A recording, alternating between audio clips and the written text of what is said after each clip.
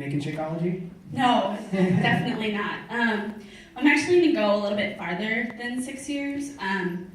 9 years ago, in 2006, I was 19, and I lost my very best friend in a tragic car accident, very sudden. And, well, let me start over. I come from a large family in Kansas City. My dad's a retired colonel, so growing up in an Army family, we didn't really show emotion. Shocking. My dad's very stern, and we just didn't really express emotion. So when I went through the loss, my best friend dying, I didn't really know how to grieve. And I tried everything. I tried grief counseling. I tried bottling it up, but really the only way that I knew how to deal with it was to numb the pain. So I was very self-destructive. I got a DUI a couple months after he died, and I put a lot of people in harm's way doing that and other things. I didn't really care about anybody but myself. I was super unhappy. I just didn't really know how to move on. But with the help of my family, it doesn't get easier, but time passes and it gets a little bit easier to live life. So, in 2006, actually 2009, after a series of being very self-destructive and an extremely abusive relationship that I thought was helping me deal with grief, wasn't. It was just band-aiding it, making it a little bit worse. I met my son's father, and I decided I needed to change. So, not thinking about anybody else, I packed up and I left my entire family and I came out to Seattle in 2010. So that's kind of how I got here. And so then there's something else that happened in 2009-10 time frame, right? Yeah. Well, that's when I moved to Seattle. Right. And a couple months, actually 3 months after moving here, not knowing anybody, not having any connection with family. I do have family here, but they wouldn't talk to me. My entire family cut me off. I got pregnant 3 months later. And I didn't even really know his dad. I met his dad online, which is really embarrassing that I'm saying that out loud to almost 400 people, but I did. I met him online, and Liam was born in 2011. And thank God, because as soon as I got pregnant, I found out I was pregnant, something just switched. At that point, it wasn't about me anymore.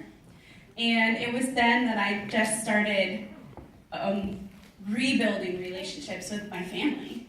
My mom and dad wouldn't talk to me, and so I had to do a lot of work to rebuild those relationships, and it was really, really hard. So you had your son, and you're rebuilding relationships, but now you've got some pregnancy weight too, Yeah. and you're not feeling healthy, right? Yeah. Okay. Yeah, exactly. How much did you have? I got pregnant with Liam, and I was 125 pounds, and I was 190 when he was born. So I gained 65 pounds. Okay. I think, is that right?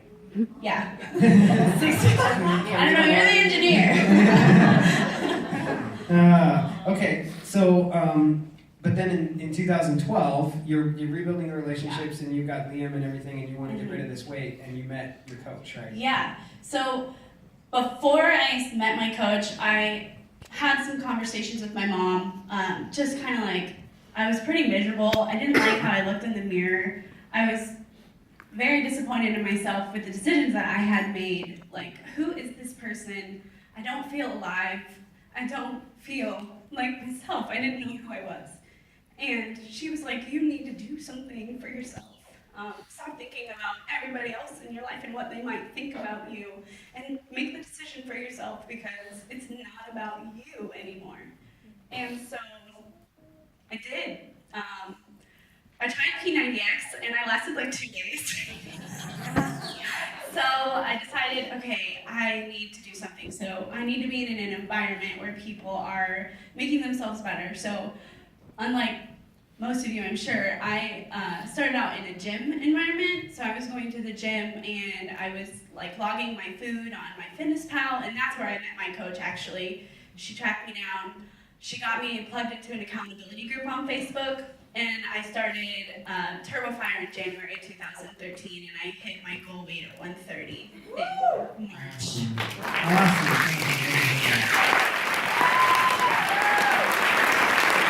So what kind of a role did your coach play in getting all that in there? Is your coach here? Your coach is not here. Actually, no. Unfortunately, I didn't have a whole heck of a lot of support from her, but I did have a lot of support from the challengers in the group. So that's what really pushed me forward. She approached me with the coaching opportunity in March of 2013, and that's when I really, that's when I decided to make the change. There's something else that happened in March of 2013, though, that is a really big decision that I'm super proud of you for. And you don't have to go into too much detail, whatever you need to, but give us a little bit of the idea there. So this whole time I'm living in Seattle. At that point it had been a little over 3 years, and I was still with Liam's dad, but it was a very abusive relationship and very abusive marriage, mentally, emotionally, and almost physically. A lot of alcohol involved, and I decided, okay, this is dangerous. Like, I need to do something, because what if something happens to Liam, you know? So in January of 2013, when I got plugged into that challenge group and I pressed play for 90 days with Shalene, I didn't have a whole heck of a lot of confidence or belief in myself.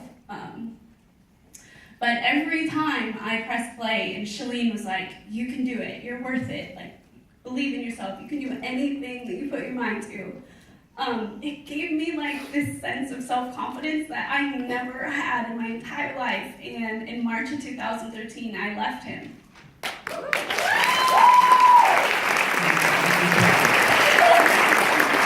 then I became a coach 3 days later. Okay. So obviously you're excited about coaching, but tell us more about why you're so excited. I mean, you kind of covered a lot of it, but give us, why are you so excited about coaching? Well, coaching gave me a sense of self-worth that I get to work on every single day. No matter like how far I think I've come, I still have a ways to go, and I feel like I want to help other people realize that you're worth the effort and you're worth the hard work. Even when you don't want to do it, it's important to do it. And that's because that's what coaching has been for me. And that's where my team name actually came from. My team name is Team Fly, First Love Yourself. So that's the message I really want to portray to people, because if you don't take care of yourself, you can't take care of anybody else. Right. That is awesome. I love that. Thank you so much. So when I was talking about people coming up here and pushing themselves outside their comfort zones at the beginning and how that moves you forward, one of the main people in my mind was Ruthie, because Ruthie came to me and she was like, how do I get more involved? Like, I'm kind of sitting back here, like, I love this, but I'm not out there putting myself out there. How do I put, and that's almost how she put it, was like, how do I put myself out there more? And I was like, well, get on stage. And she was like, I was thinking more like maybe Shakeology, like something. And I was like, no, you need to be on stage. And so we're going to get you on stage. And so then she decided to share her story. And is there any other reason why you wanted to share your story if I'm not covering it here? Well, I think one of the things I talked to you was, said to you was, if I can just inspire somebody else to push themselves and make a change in your life, then I would have done something right. So I knew at that point it was time for me to just dare greatly. Right. So if you're a coach out there that is just like you were back in, when was the first time you heard me speak? Oh yeah, that was a good day. Super Saturday 2012, I think it was the summer one, or 2013, what am I talking about? I think it was like end of July or August. The one that Jeff Hill was out at? Yeah, and no, this the one before that. It's like a year and a half ago. Well, anyway, so it was one of the Super Saturdays. Yes, Neon yes, one, when yes. you were sharing your story. Right. And so here I am, like I was back in Seattle. I had I'm a single mom now. I don't know anybody, and like come across Vicky, and like we become really good friends, and I'm like at Super Saturday, hanging out with everybody. But I was coaching, but like I hadn't really gotten like that aha moment, and now I have them all the time. But this was the first one, and it literally was like it shook me to my core. So I'm a single mom. I work a full-time job, and I coach on the side. I coach like a team of 30-some coaches, and Ryan's telling a story, and he's talking about how you're working for the DoD, and you're just super unhappy, and you were sick one day. You stayed home with your girls, and you walked them to the bus stop, and you were like, "What if I could do this every day? How cool would that be?" And I was like, immediately my guest was like, "Are you okay?" And I was like, I want to do that. Like, that was like my moment where I really found my why. Like, sure, it was probably really apparent, like Liam is obviously a huge part of my why, but to be able to have that freedom to really be present for him is something that pushes me every single day. And so, like, that's why you always make me cry every time I see you. I'm like, you remind me of what I should be focusing on every single time I see you. So. Awesome. I love that story. I'm not sure why. But you know what? Just something that I'll add on to that for everybody that's here before I let you go. Events like this and events like Summit is the number one place where you're going to have aha moments like that. Like, if you're skipping these, I mean, obviously you're not, but if there's anybody out here who's like, well, I know there's still Summit tickets left, but it's kind of expensive, and I'm not sure that, I really can afford it or whatever.